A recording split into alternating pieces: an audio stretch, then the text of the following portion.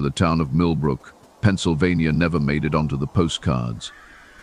It was the kind of place where everyone knew your business before you did, where the diner served the same meatloaf every Tuesday for 30 years, and where secrets had a way of settling into the soil like groundwater. Population 3,200, give or take whoever left for college and never came back. The kind of town that looked peaceful from the highway, but if you lived there long enough, you learned that peace and silence were two very different things. In the spring of 1987, Millbrook was dealing with what the local paper called a crisis. The foster care system was overloaded, too many kids, not enough homes. The county had been scrambling for months to find placements, and that desperation led them to approve homes they might have looked at twice under normal circumstances. But these were not normal circumstances. These were the years when the economy was tight, when factories were closing, when people were angry and scared and looking for something, anything, to make sense of the world that was slipping through their fingers. The Harlow house sat at the end of Pinecrest Road, where the pavement gave way to gravel and the streetlights stopped pretending to work. It was a two-story colonial with peeling white paint and a wraparound porch that sagged in the middle like a broken smile. The yard was overgrown with weeds that stood waist-high by June, and the windows always seemed dark, even in the middle of the day. Neighbors said Judith Harlow kept to herself. They said her husband, Vincent, worked nights at the paper mill and slept during the day. They said the couple had been trying for years to have children of their own, but biology had other plans. So in March of 1987, when the county came knocking with an offer to place 4 foster children in their home, Judith and Vincent said yes without hesitation. The money helped, of course. 4 checks a month added up. But Judith swore it was about more than money. She told the caseworker, a tired woman named Pamela Vickers, that she and Vincent had loved to give, that they had room, that they understood these children needed stability. The 4 kids arrived on a cold Saturday morning when frost still clung to the grass.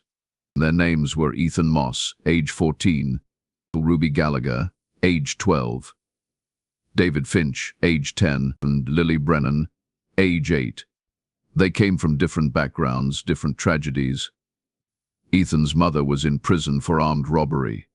Ruby's parents died in a house fire when she was 6. David had been removed from his home after neighbors reported hearing screams. Lily's father walked out when she was 3, and her mother overdosed 2 years later.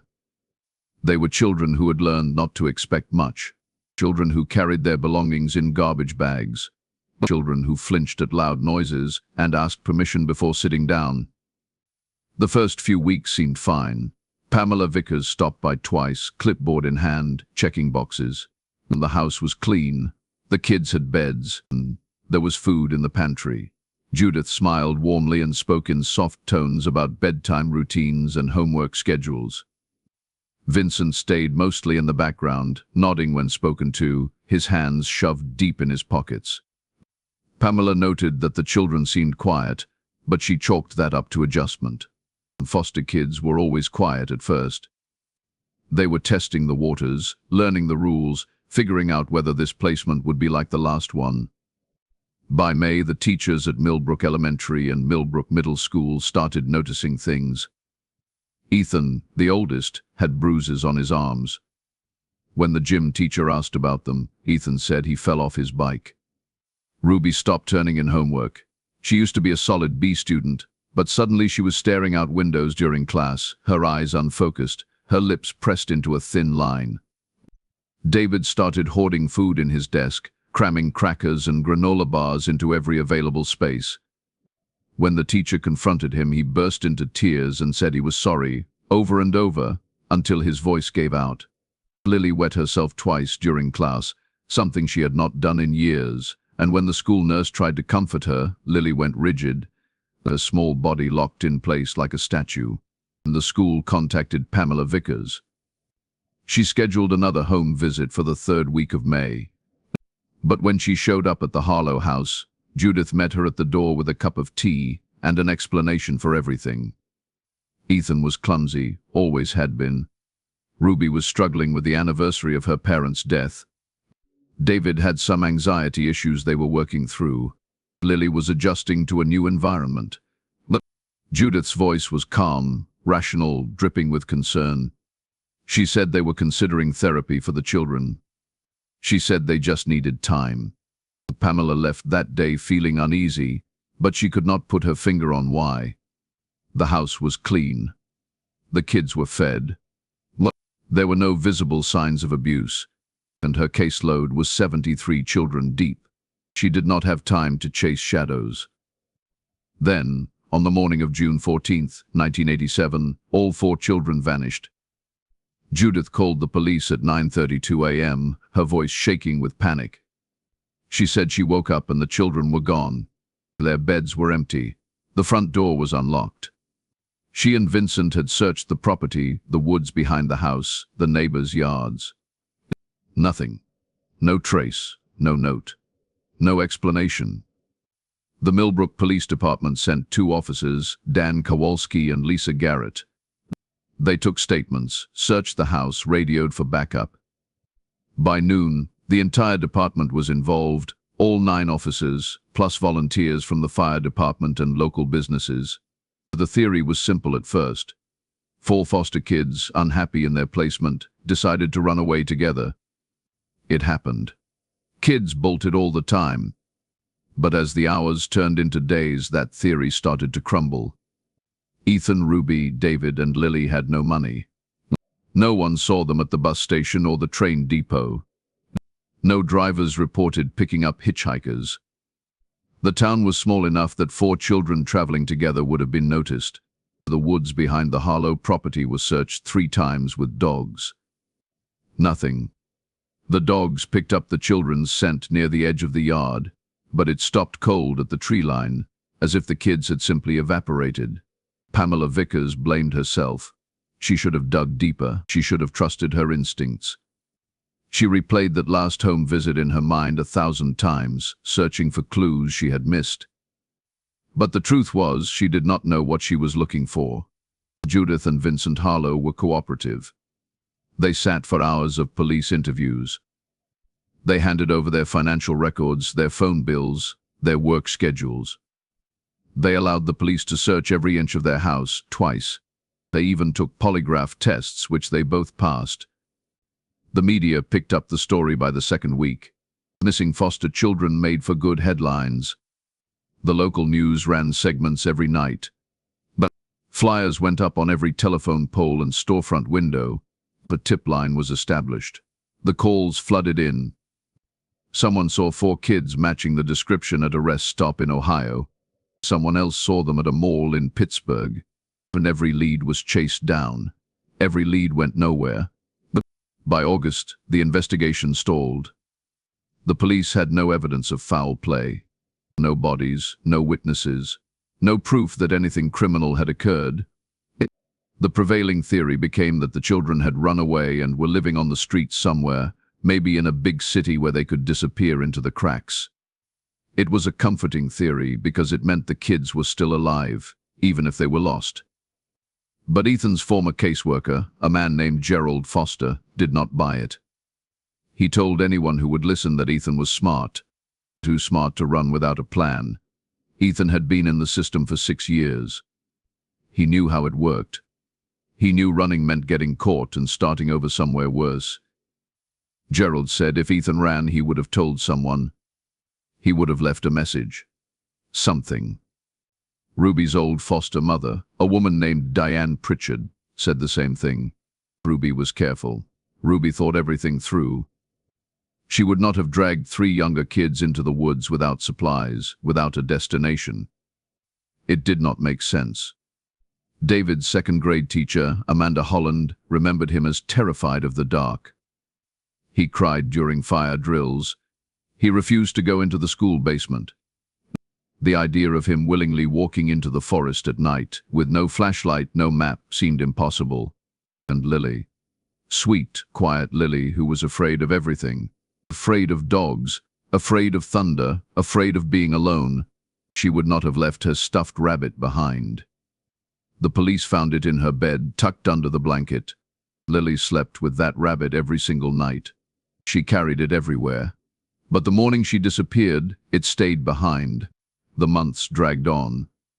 Autumn turned the leaves red and gold, then stripped them bare. Winter covered Millbrook in snow. The case went cold. The tip line stopped ringing. The news moved on to other tragedies. Pamela Vickers transferred to another county. Gerald Foster retired. Diane Pritchard moved to Florida. Amanda Holland quit teaching. Judith and Vincent Harlow stayed in the house on Pinecrest Road. They gave one final interview in December of 1987, sitting side by side on their couch, holding hands. Judith cried and said she prayed every night for the children to come home. Vincent said they would never stop hoping. The reporter asked if they planned to foster again. Judith shook her head. She said she could not bear it. She said losing those 4 children broke something inside her that could not be fixed. The years passed. 1988, 1990, 1995, 2000. The town of Millbrook changed the way small towns do, and the paper mill closed. Main Street emptied out. Young people left for cities with actual job markets. The diner finally gave up on the Tuesday meatloaf. But the Harlow house stayed the same. White paint peeling a little more each year. The porch sagging a little deeper. Weeds growing a little higher. Judith died in 2003. Heart attack, the coroner said. She was 61. Vincent buried her in the town cemetery under a simple headstone. He lived alone in the house after that, a ghost of a man who shuffled to the mailbox once a day and never made eye contact with the neighbors. He stopped mowing the lawn, stopped fixing the shutters when they fell off, stopped pretending. In 2011, Vincent had a stroke. He was found 3 days later by a postal worker who noticed the mail piling up. He was alive, barely, and was taken to the hospital where he lingered for 2 weeks before dying without ever regaining consciousness. He was 74. He had no family, no will, no instructions for what to do with the house. The property went into probate. The county took possession. It sat empty for 7 years while lawyers argued over taxes and liens and who was responsible for what. By 2018, the house was falling apart. The roof leaked. The windows were broken. The raccoons had moved into the attic. The county decided to auction it off, sell it to the highest bidder, let someone else deal with the mess. That someone was a man named Troy Kellerman. Troy was a house flipper from Harrisburg. He bought distressed properties, fixed them up, and sold them for profit. The Harlow house was listed for $12,000. Troy bid 14 and won. He figured he could put in 30 grand, flip it for 70, and walk away with a decent payday. He had done it 100 times before. Troy showed up in October of 2018 with a crew of 3.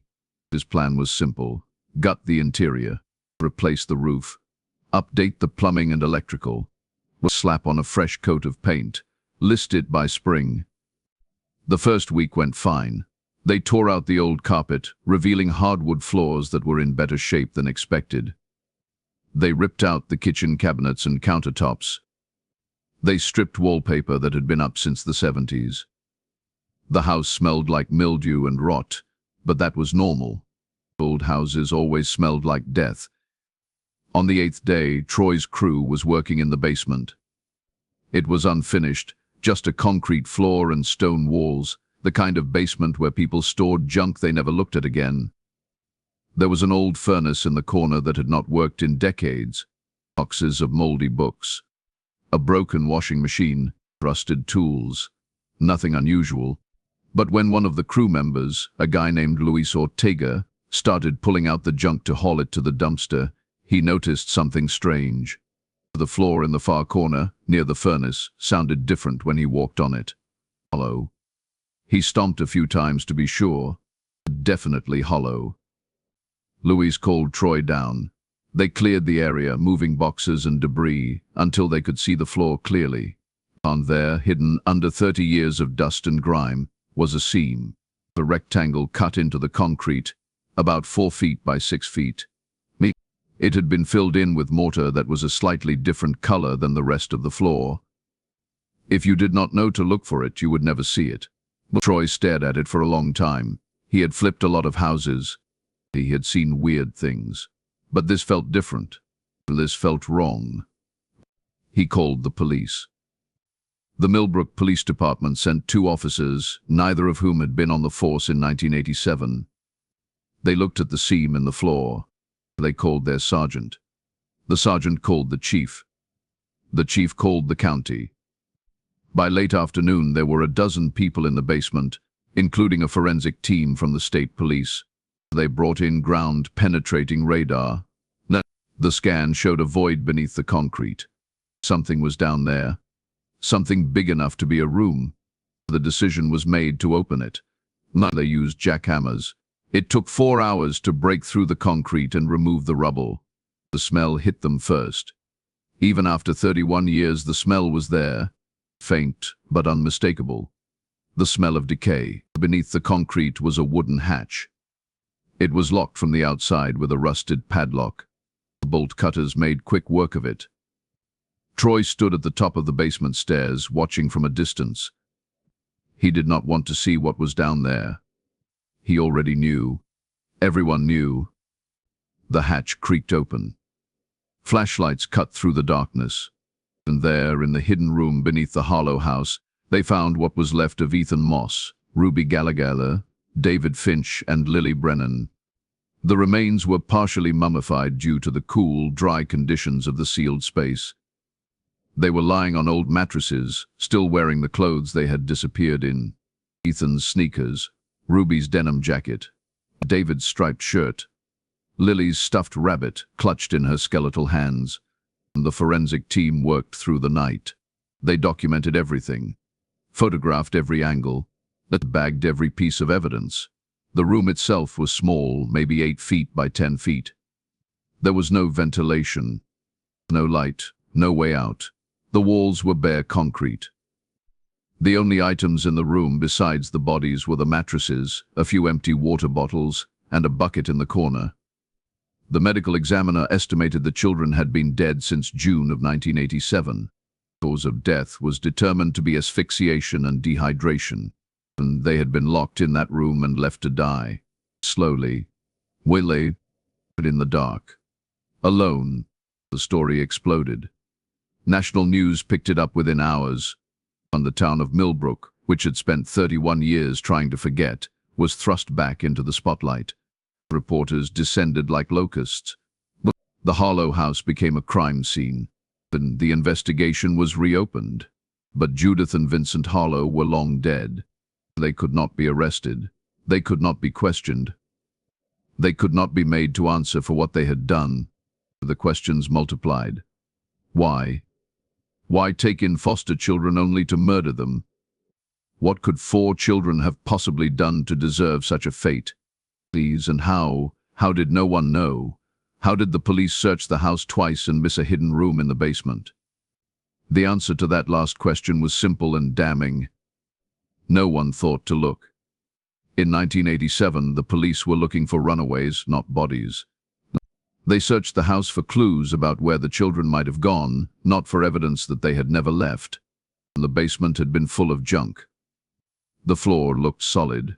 They had no reason to suspect a hidden room existed. But someone should have known. Someone should have seen the signs. The bruises, the fear, the hoarding, and the regression. All the red flags that screamed something was wrong. Pamela Vickers, now 72 and living in Arizona, heard the news and collapsed in her kitchen. She was hospitalized for chest pains that turned out to be a panic attack. She told the responding paramedics that she killed those children, and that it was her fault, that she should have saved them. Gerald Foster, Ethan's old caseworker, was tracked down by a journalist. He was 81, living in a nursing home, his mind mostly gone to dementia. But when the journalist mentioned Ethan's name, Gerald's eyes focused. He said, I knew something was wrong. Why didn't anyone listen? The investigation into Judith and Vincent Harlow began in earnest. Detectives combed through their history, looking for answers. What they found was disturbing but not surprising. Judith had been flagged twice in the 70s for child abuse. She had worked as a daycare provider and had been accused by parents of slapping children and locking them in closets as punishment. No charges were ever filed. The daycare closed quietly. Vincent had a sealed juvenile record. Details were scarce, but a retired judge, speaking off the record, said it involved violence against animals. The county's foster care system came under intense scrutiny. How had the Harlows been approved? How had the red flags been missed? The answer was bureaucracy and desperation. Too many kids, not enough oversight, caseworkers stretched too thin. The system was designed to fail, and it did. By December of 2018, the remains of Ethan, Ruby, David, and Lily were released to what little family could be found. Ethan's mother, released from prison years earlier, claimed his body. She had not seen him since he was 8. Ruby had no one. The state buried her. David's older brother, who had aged out of the system and was living in Nevada, flew back to claim him. Lily's aunt, who had been deemed unfit to take her in 1985, took her ashes and scattered them in a river. 4 small funerals. 4 graves. 31 years too late. But the story was not over. Because in the hidden room beneath the concrete, the forensic team found something else. Something that did not make sense. But scratched into the wall near where Ethan's body had been found were words, carved with something sharp, maybe a nail or a piece of metal. The letters were crude, uneven, desperate. They said, "She is still here." And beneath that, in smaller letters, basement, line furnace. Find her. The police tore apart the basement. They moved the furnace. They jackhammered through more concrete. They searched every inch of that space. And they found another room. The second room was smaller than the first, barely 5 feet by 7 feet. When the forensic team pried open the section of wall behind the old furnace, the darkness that spilled out felt different. Colder, colder and heavier. The kind of darkness that pressed against your chest and made it hard to breathe. The smell was worse here. Much worse. Even through respirators, the investigators gagged. It was the smell of something that had been dead for a very long time, sealed away, forgotten, rotting in absolute silence. 3 investigators entered the space with lights and cameras. The room had been built the same way as the first. The concrete walls, no ventilation, no windows. A prison designed to erase someone from existence. On the floor against the far wall they found bones, small bones. The skeleton of a child, maybe 9 or 10 years old when death came. The remains were in worse condition than the other 4. Older, Lander, Ben, much older. The clothing had deteriorated almost completely, but fragments remained. A piece of a yellow dress, a single white shoe with a buckle. Next to the skeleton was a rusted metal lunchbox. But inside, protected from decay, were 3 items. A library card with the name Emily Sutton printed in faded ink. A school photo from 1981, showing a girl with dark braids and a gap-toothed smile. And a folded piece of paper, the writing barely legible after decades in the damp. The note was written in a child's handwriting. It said, "My name is Emily Marie Sutton. I am 10 years old. Today is my birthday. Till November 5th. If someone finds this, please tell my mom I love her. Please tell her I tried to be good. I tried so hard. But Mrs. Harlow said I was bad. She said I had to learn. Please tell my mom I am sorry." The date on the note was November 5th, 1981. 6 years before Ethan, Ruby, David, and Lily disappeared. 6 years before anyone even knew the Harlows were taking in children. The investigation exploded in a new direction. Who was Emily Sutton? Where did she come from? Why was there no record of her ever being placed with the Harlows? The answer took 3 weeks to uncover, buried in filing cabinets in a county storage facility that had not been organized since the 70s. Emily Marie Sutton had been placed with Judith and Vincent Harlow in September of 1981 through an informal foster arrangement. Not official. Not through the county. A private placement facilitated by a now defunct church group that matched troubled children with Christian families willing to take them in. Emily's mother, Patricia Sutton, had been a single parent struggling with addiction. She had two other children, both older, both in school. Emily was the youngest. Patricia had reached out to the church, desperate, asking for help. Just temporary, she said. Just until she got clean. Just until she could get her life together. The church matched Emily with the Harlows. There was no background check, no home study, no oversight, just a handshake and a promise. Patricia Sutton reported Emily missing in December of 1981. She told the police that she had not seen her daughter in 6 weeks. She said she had been trying to contact the Harlows, but they told her Emily had run away. They said they had looked for her. They said they had called the police. But there was no record of any such call. No missing person report. No investigation. The police in 1981 did not take Patricia seriously. She was a known addict. She had a history of arrests for shoplifting and prostitution. They assumed she was lying. They assumed Emily was with relatives or had been left with someone else and Patricia was covering her tracks. They filed a report and did nothing.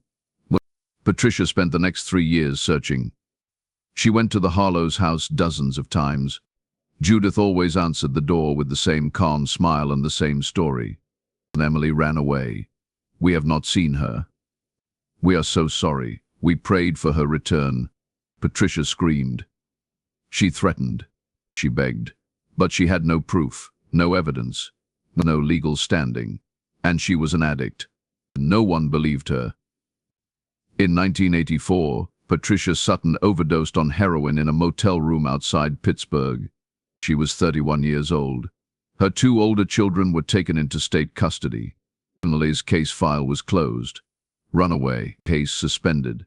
No leads. Now, 37 years later, the truth was finally out. Emily had never run away. She had been locked in a concrete tomb beneath the Harlow house and left to die alone on her 10th birthday. The media frenzy reached a fever pitch. The Harlow case was no longer just about 4 foster children. It was about a pattern. A system of abuse and murder that had gone undetected for years. How many other children had passed through that house? How many had died? The state police formed a task force. They pulled every record they could find on Judith and Vincent Harlow going back to the 70s. They interviewed former neighbors, former co-workers, anyone who had ever interacted with the couple. What emerged was a portrait of 2 people who had learned how to hide in plain sight.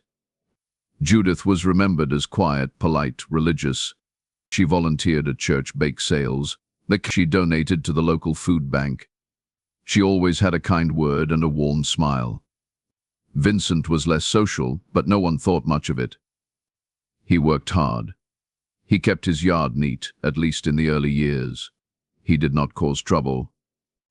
But there were stories, small things that people had dismissed at the time but now seemed significant. A neighbor remembered hearing children crying late at night in the summer of 1982. She had thought about calling someone, but she did not want to be nosy. Another neighbor recalled seeing Judith Harlow digging in the backyard one afternoon in 1987, just a few weeks after the 4 foster children disappeared. She had thought it odd, but figured Judith was planting a garden. The police brought cadaver dogs to the property. They searched every inch of the yard, the woods, the crawl spaces. They found nothing. If there were other victims, they were either buried somewhere else or hidden so well they would never be found. The investigation turned to the church group that had placed Emily with the Harlows. The organization had dissolved in 1989 after the founder died and no one took over. Records were scattered, incomplete, stored in boxes in people's garages and attics. But what records the task force could find revealed a disturbing pattern.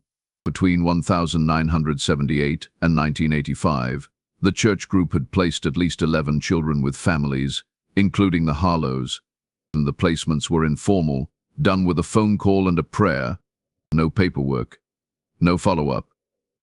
The church founder, a man named Reverend Thomas Pryor, had believed that Christian love was enough, that good people would do the right thing, and that bureaucracy only got in the way of helping children.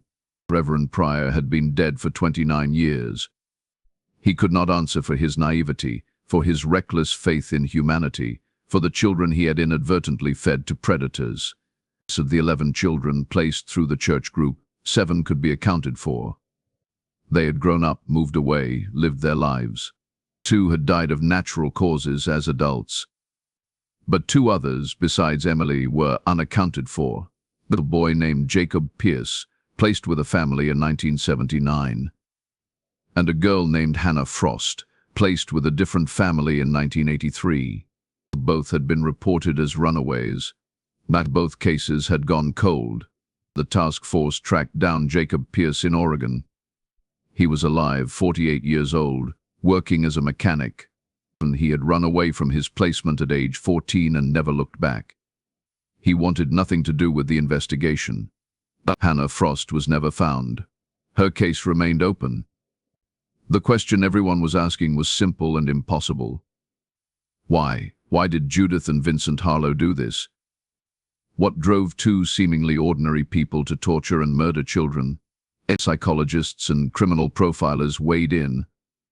The prevailing theory was that the Harlows were sadists who had learned to channel their violent impulses in a way that avoided detection. Foster children were the perfect victims, vulnerable, forgotten, easy to isolate. The system was so broken, so overburdened, that a child could disappear and no one would look too hard. But theories were not answers. The truth died with Judith and Vincent. At whatever darkness lived inside them, whatever twisted logic justified their actions, it was gone. All that remained were questions and bodies. By the spring of 2019, the Harlow house was demolished. The county ordered it torn down. The property was deemed too contaminated, too cursed, to ever be sold again. The lot was paved over and turned into a small memorial park. 5 trees were planted. 1 for Emily, 1 for Ethan. 1 for Ruby. 1 for David, 1 for Lily. Plaques were installed with their names and dates. A bench was placed in the center. It was a quiet place. No one ever sat there. The state of Pennsylvania launched a comprehensive review of its foster care system. New regulations were put in place. At mandatory home inspections every 30 days. Increased caseworker training. Background checks that actually meant something. Oversight committees. Whistleblower protections. The reforms were named the Emily Sutton Act. Too late for Emily. Too late for the others. But maybe it would save the next child. Pamela Vickers never recovered. She moved into assisted living in 2020. She stopped talking, stopped eating. She died in her sleep 6 months later. Her daughter told a reporter that her mother's last words were, "I should have known. I should have saved them." Troy Kellerman, the house flipper who found the hidden rooms, sold his business and quit the industry. He told his wife he could not do it anymore. It could not walk into old houses, could not tear down walls. Every time he swung a hammer, he saw that basement. He went back to school, became a social worker. He said he owed those kids something. He said maybe he could help the ones who were still alive. The forensic team that processed the scene had to undergo counseling. 3 of them quit their jobs. 1 developed severe PTSD and had to be hospitalized. The lead investigator, a woman named Karen Fletcher, gave one interview to a journalist in 2021. She said the worst part was the scratches on the walls. All 5 children had clawed at the concrete. Their fingernails had been torn off. They had fought to get out. They had screamed until their voices gave out. And no one heard them. No one came. In 2020, a documentary crew tried to make a film about the case. They interviewed survivors of the foster care system. They spoke with former neighbors and investigators. But halfway through production, the project was shelved. The director said it was too much. Too dark. Too hopeless. He said he could not find a way to tell the story that did not feel exploitative. He said some stories maybe should not be told. But the story did not need a documentary. It lived in the town of Millbrook. It seeped into the soil like poison. Parents held their children a little tighter. Teachers paid closer attention. Caseworkers carried the weight of knowing they could miss the signs. The town had always been quiet, but now the silence felt different. It felt guilty. In the years following the discovery, tips continued to come in. People who had lived near the Harlows remembered strange things. A woman called to say she had babysat for the Harlows in 1983 just once, and when she arrived, there were no children in the house, even though Judith had said there would be. A man called to say he had delivered propane to the house in 1986 and heard a child crying in the basement. But Judith told him it was the television and he did not question it. A postal worker remembered that the Harlows used to get a lot of mail from the county official-looking envelopes, but it had stopped suddenly in late 1987. Every tip was investigated. None led anywhere. But the Harlows had been careful. They had covered their tracks. They had learned from Emily. By the time they took in Ethan, Ruby, David, and Lily, they knew exactly how to make children disappear. One detail haunted investigators more than any other. But the medical examiner determined that the 4 children in the first hidden room had survived for several days after being locked in, maybe as long as a week. They had scratched messages into the walls. They had tried to break down the door. They had screamed themselves hoarse. And the Harlows had been upstairs the entire time, sleeping in their bed, eating breakfast, watching television, living their lives while 5 feet below them, 4 children were dying in the dark. And the psychological torment of that knowledge was unbearable. And to be so close to help. To know that rescue was just above you, separated by concrete and indifference. Let her die slowly, painfully, knowing that the people who put you there were still breathing, still walking around, still pretending to be human. In 2022, a journalist named Marcus Vital published a book about the case. He had spent 3 years researching, interviewing, digging through archives. The book was titled The House on Pinecrest Road, How the System Failed 5 Children. And it became a bestseller. Vital appeared on talk shows and podcasts. He was praised for his thoroughness, his sensitivity, his refusal to sensationalize. But in the final chapter, Vital admitted something that had troubled him throughout his research. He said he could not understand why Ethan, who was 14 and strong, did not try to overpower Judith or Vincent. Why Ruby, who was smart and resourceful, did not find a way to signal for help before they were locked away. Why none of the children fought back. The answer, according to child psychologists, was simple and heartbreaking. These were foster children. Children who had been conditioned their entire lives to obey adults. Children who had learned that fighting back only made things worse. Children who believed, deep down, that they deserved whatever punishment they received because that was what the world had always told them. They were compliant victims. And the Harlows had exploited that compliance until there was nothing left. The book ended with a question that had no answer. How many other Harlow houses were out there? How many other children were dying in hidden rooms, in locked closets, in basements no one thought to search? How many were screaming right now and no one was listening? The question sat with readers like a stone in their stomach, because the truth was, no one knew. The system was still broken. Kids were still falling through the cracks, and the monsters were still hiding in plain sight. In 2023, a cold case detective in Ohio reopened the file on Hannah Frost, the girl who had been placed through the church group and never found. He did not expect to solve it. But he thought maybe, just maybe, someone out there had information. Maybe someone had seen something. Maybe it was not too late to bring her home. The detective's name was Raymond Coe. He had read Vital's book. He had studied the Harlow case. He had become obsessed with the idea that Hannah was out there somewhere, buried in someone else's basement, waiting to be found. Raymond spent 6 months tracking down every family that had been involved with Reverend Pryor's church group. He interviewed people who were children in the 80s, now adults with families of their own. He combed through property records, death certificates, missing person reports. And in November of 2023, he found something. A family in rural Ohio, the Caldwells, had taken in a foster child through the church group in 1983. The child's name had been listed as Mary, but Raymond believed it was Hannah using a different name.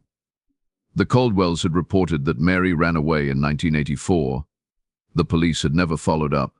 Raymond drove to the Caldwell property. It was abandoned now. The house had burned down in 2001. But the foundation was still there, and beneath the foundation, Raymond found a crawl space. He brought cadaver dogs. They alerted immediately. Raymond called for a forensic team. They excavated the site. And there, wrapped in a tarp, they found the remains of a child. DNA testing confirmed it was Hannah Frost. She had been 12 years old when she died. The cause of death was blunt force trauma to the skull. The Caldwells were both dead. Harold Caldwell had died of a heart attack in 2005. His wife, Margaret, had died of cancer in 2018. They would never face justice. They would never answer for what they had done. But Hannah Frost was finally going home. Her mother had died in 1997, never knowing what happened to her daughter. But Hannah had a brother, now 53, living in Pennsylvania. He claimed her remains. He buried her next to their mother. He said he had spent 40 years wondering. Now he knew, and the knowing was somehow worse than the not knowing. Raymond Coe gave one interview after finding Hannah. He said he was done. He said he could not do it anymore. He said every time he closed his eyes, he saw children's faces. Children who were still missing. Children who were still dying. He said the world was full of monsters, and most of them looked like your neighbor, your teacher, your pastor. He said the scariest thing was that you could never tell. You could never know. He said the only thing worse than finding the bodies was knowing how many were still out there, unfound, unmourned, erased. The Harlow case changed Millbrook forever. The town shrank. More people moved away. The schools consolidated. Main Street became a row of empty storefronts. The diner closed. The library cut its hours, and the town felt haunted, and maybe it was. But 5 trees grew in the memorial park. And every year on June 14th, someone left flowers. No one knew who. The flowers just appeared. 5 bouquets. 1 for each child. White roses for Emily. Sunflowers for Ethan. Daisies for Ruby. Forget-me-nots for David. Lilies for Lily. The flowers were always fresh, always perfect, always there. In 2024, a reporter tried to find out who was leaving them. She staked out the park for 3 days. On the 3rd day, at dawn, an old woman arrived. She was in her 70s, walking with a cane. She placed the flowers carefully, 1 bouquet at a time. She knelt at each tree. She whispered something the reporter could not hear. And the reporter approached her, asked her name, asked why she came. The woman looked at her with eyes that had seen too much. She said her name was Margaret Hollis. She said she had been a caseworker in the 80s. She said she had placed children with families, trusted families, good families, good families. She said she had believed she was helping. She said she came here every year to apologize, to beg forgiveness, to remember. She said the children deserved to be remembered, but because the world had forgotten them once, and that forgetting had killed them. But Margaret Hollis walked away before the reporter could ask anything else. The reporter tried to follow up, but Margaret had no phone, no email, no address on file. She had disappeared back into the world, another ghost among many. The case officially closed in 2024.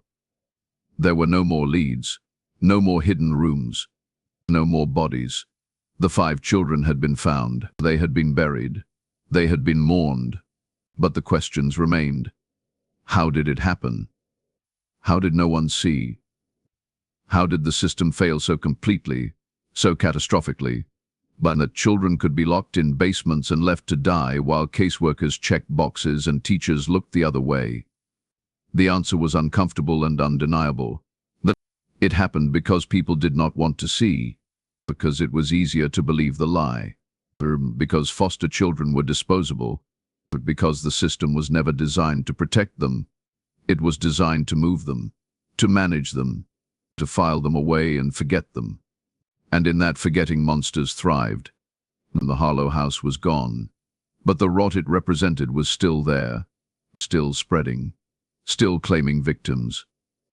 In the end, the most terrifying thing about the Harlow case was not the hidden rooms or the bodies or the years of undetected murder. It was the realization that it could happen again, and that it probably was happening again, right now, somewhere. A child locked in a basement, the caseworker too busy to notice. A neighbor who heard something but did not want to get involved. And the system had been reformed. Laws had been passed. Training had been improved. But laws were only as good as the people enforcing them. And people were tired, overworked, underpaid, overwhelmed. The children were still falling through the cracks, and the monsters were still waiting. 5 trees stood in a memorial park in Millbrook, Pennsylvania. And every year, on the anniversary of the day 4 children vanished, someone left flowers. 5 bouquets. 5 ghosts. 5 reminders that the world had failed them. But at least now someone remembered. At least now their names were spoken. Emily Marie Sutton, Ethan Moss, Ruby Gallagher, David Finch, Lily Brennan. 5 children who deserved better. 5 children who got buried instead. The case was closed. The files were sealed. The town moved on, the way towns always do. But late at night, when the wind blew through Pinecrest Road, people swore they could still hear it. Faint, distant. The sound of children crying, and no one came. No one ever came.